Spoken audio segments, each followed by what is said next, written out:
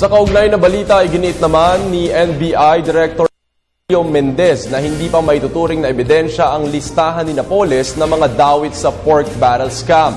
Ayon kay Mendez, magsisilbing guide lamang ang Napoles list sa kanilang investigasyon sa nasabing issue. Si Noel Perfecto ang ating tagapagbalita.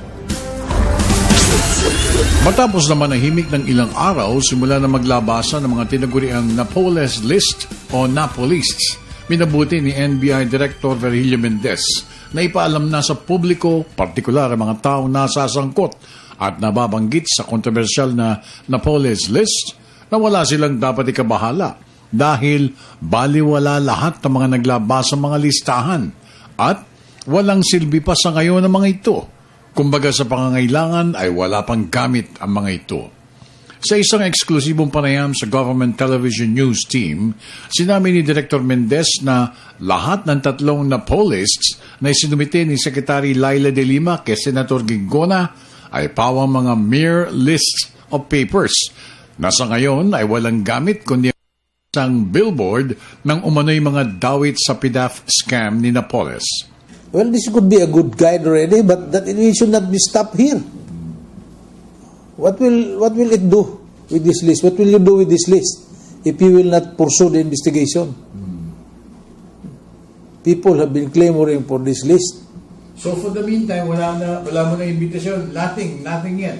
It's still investigation. The list is ready with us.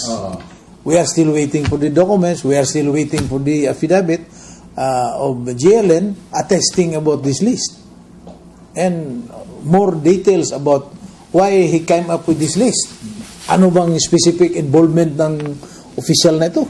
Saka lamang magiging mahalagang Napolist kapag nasuri at naimbestigahan na ang napakaraming dokumento at materyales na umano'y sangkap sa pagpapatupad ng katiwalian.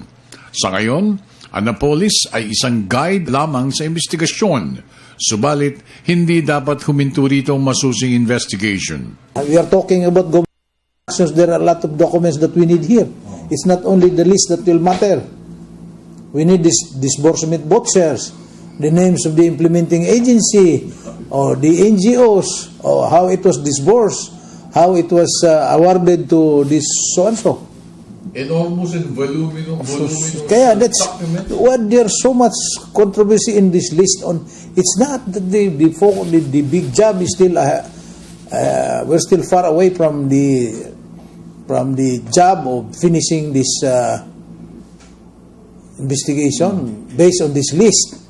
Pinagdiinan pa ni Mendez na walang cleansing o paglilinis na ginawa si Secretary de Lima sa listahan at lalo nang walang ginawang sanitation ng kalihim para maipili lamang ang gusto nilang palabasin sa Napolists.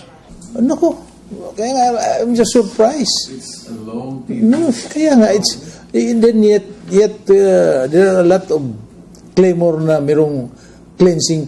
Anong cleansing? Paano mo i-cleanse yan? Ha? So sinasabi siya, wala talagang nililinis? Paano mo linisin yung listahan? Burahin mo? I could not. They're so worried about this list that the secretary will will sanitize.